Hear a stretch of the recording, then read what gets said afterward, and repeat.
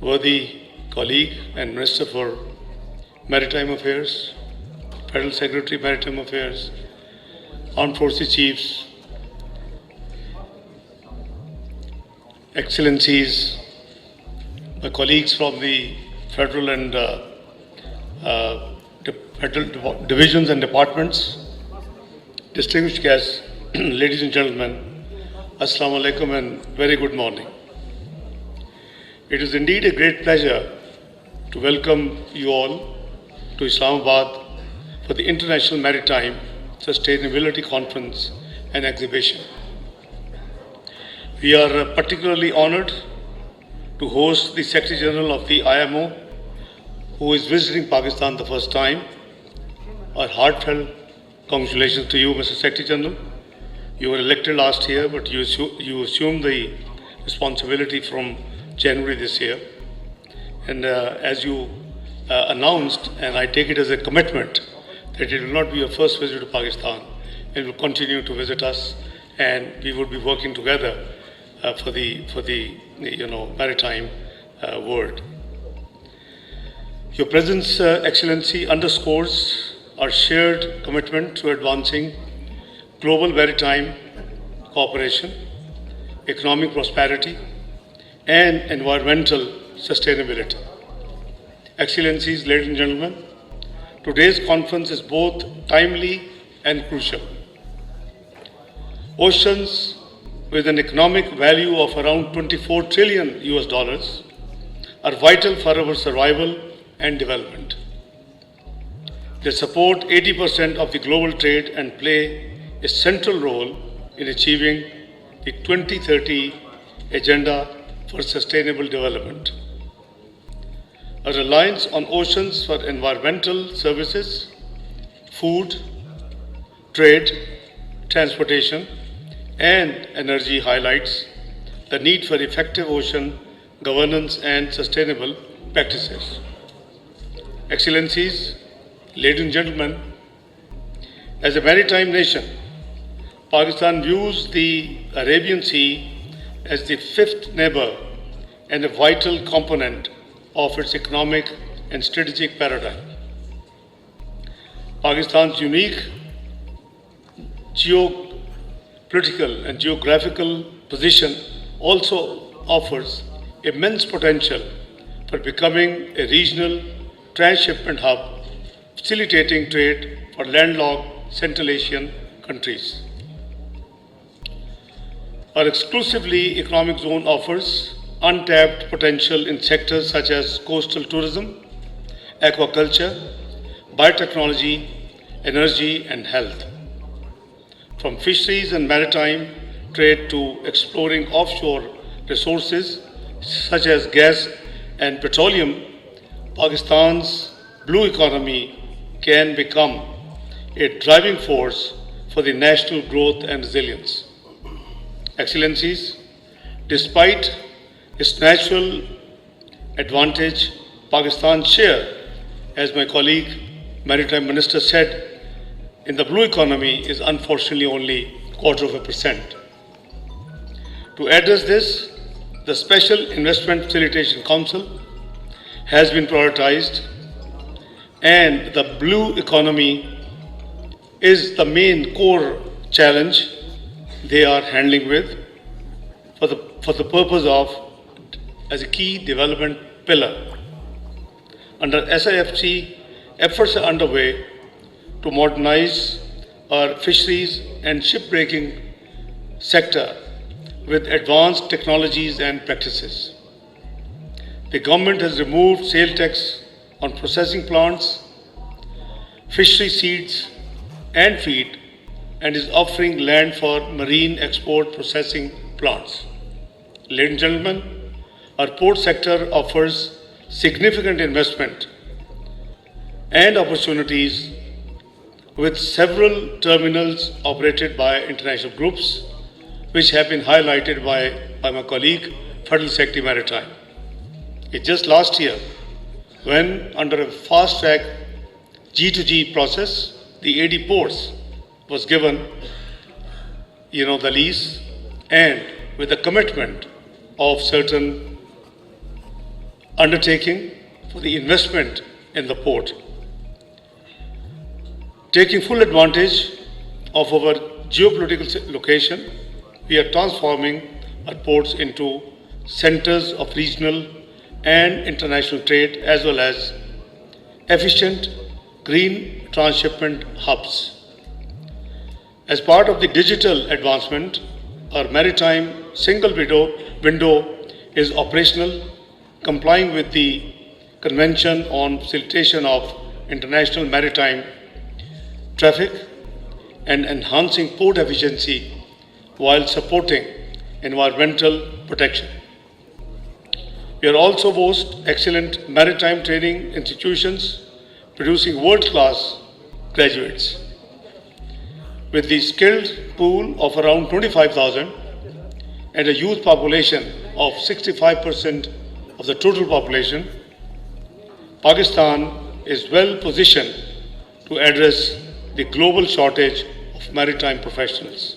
And here we look towards you, Mr. Secretary General, to lead us, take this opportunity and help the global blue economy world.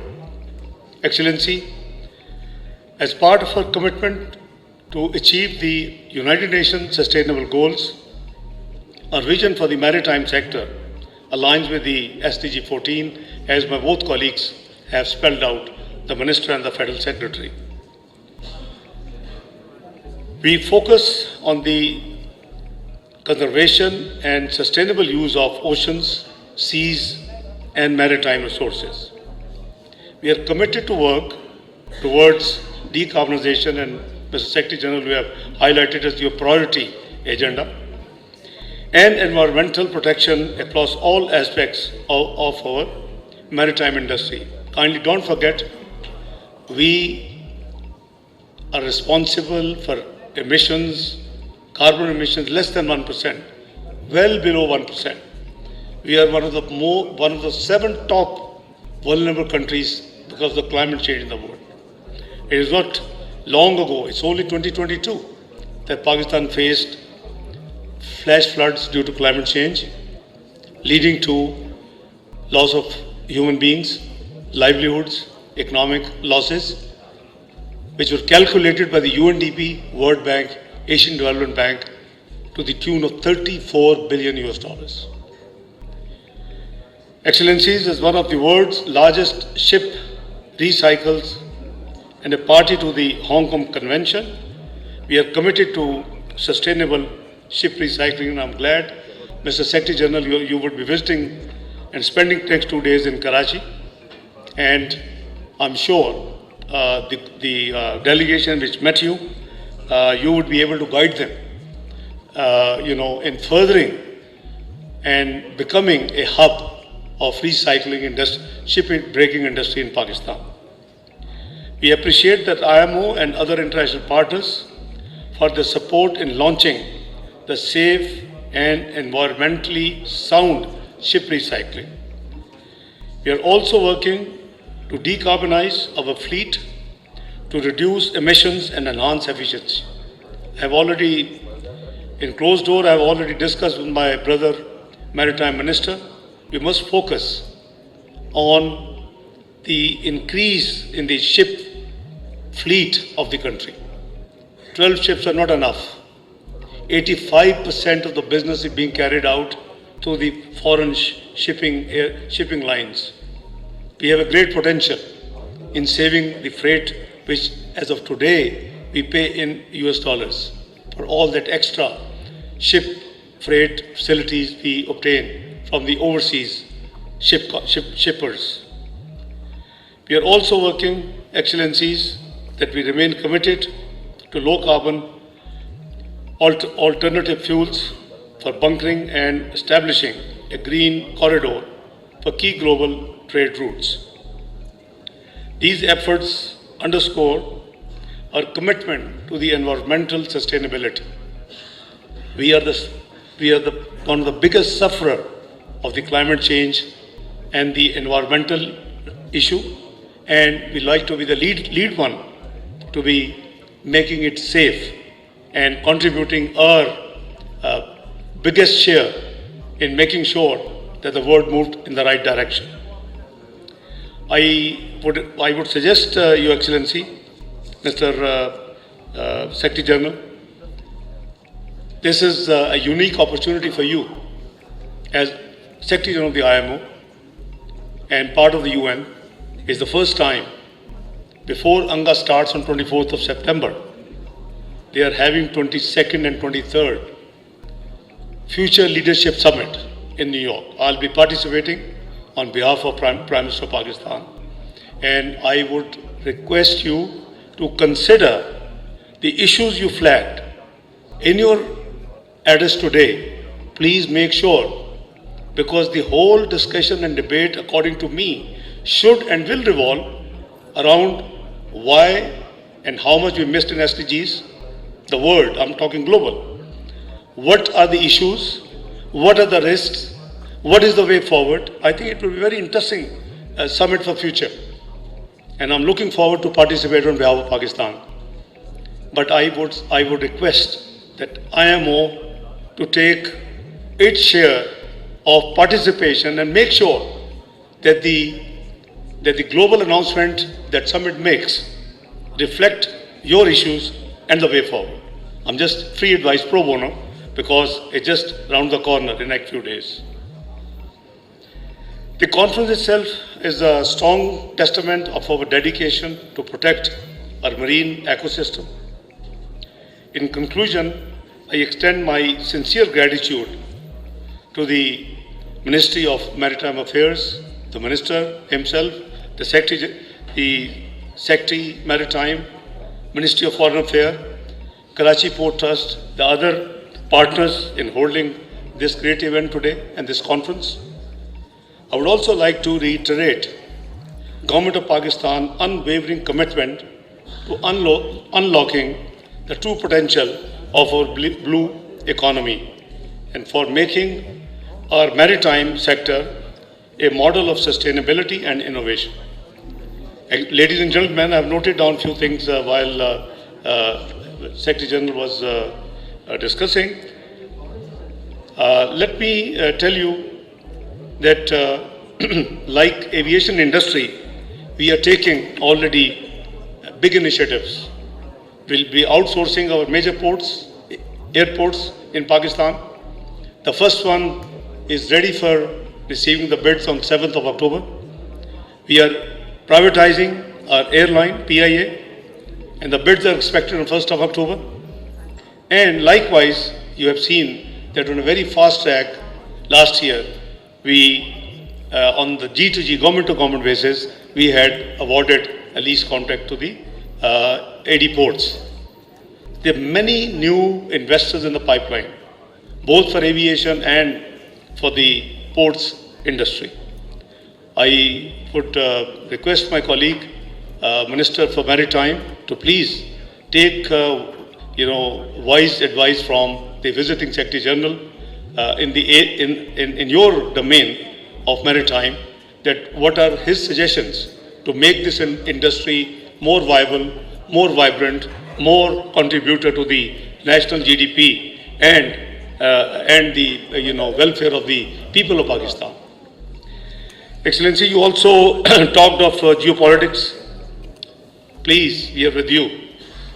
I personally believe that unless the multilateral system works, the things will collapse. It is only a matter of time. We have seen multilateral institutions passing resolutions. Look at Gaza. UN General Assembly passing resolution. UN Security Council passing resolution. OIC passing resolutions. Falling on deaf ears. The whole idea of creating multilateral dimension in the world and the multilateral institutions is a discipline, but it seems falling down. I think we have to reiterate and make efforts to make it more vibrant and effective. And it covers your issue of geopolitical, which the maritime world is facing. Please raise your voice. If you want Pakistan to raise on behalf of IMO these issues, please contribute with me your thoughts. I assure you that our intervention will certainly include these, because we are believer of peace, we are believer of global sustainability and global development. We are believers of global prosperity. So this government of Prime Minister Shahbaz Sharif is very clear-headed. We are moving towards reforms. It was not too long ago, Mr. Secretary General and ladies and gentlemen, when Pakistan became 24th largest economy of the world. It was just 27 years ago. So that shows its resilience and the potential. It is bad luck that due to COVID and certain other political instability in this country, we slided down to 47th economy. This government is determined to take Pakistan economy back to where it was. It was just last year the inflation was peaking like close to 30s. It has come down to single digit already. We promised that we will do it by June 2025. It has already come last month 9.6%. The policy rate, which had been highest recently, 22%, has already come down to 19.5%, and I expect an announcement today. Monetary Policy Committee of the State Bank of Pakistan is meeting, keeping in view the consumer price index, the inflation number, and the policy rate. There is no justification that it can remain even 17. It has to fall. So we are working hard to take Pakistan back, not only to 24th economy, to make it on the fast track road to make it as soon as possible part of G20, which was in 2017 was projected and predicted by PricewaterhouseCoopers that Pakistan is going to be part of G20 it's a matter of few years, because the way it has transformed itself. But as I said, it's unfortunate that the global pandemic and certain internal domestic reasons we couldn't achieve it. Rather, we slided. But we have every effort to make that we will, inshallah, we will cover this position. So we will coordinate, and I request my colleague Mr. Kaisar Sheikh, the Minister, to coordinate with you. If you wish us to take up in the Leadership Summit, I'll be representing Pakistan. I'll be very happy to voice out and include your concerns to support your proposals and your wishes as part of the declaration. So let me once again thank you all for very patient hearing. I would like to continue working with all of you, my colleagues, to assist you. Maritime may kindly just coordinate. And as I said, that it would be a great pleasure for Pakistan and my colleagues to work with you very closely. And we'll hold your promise that you will be revisiting Pakistan, as soon as it's convenient for you. But please, the word has gone very fast. We are on a fast track communication system. So kindly do guide us and let us know that help us to explore and exploit our potential in the blue economy world. It would be a great favor to Pakistan. And once again, heartiest felicitation on you becoming the Secretary General, a very fit man for the fit job. Thank you very much. God bless you.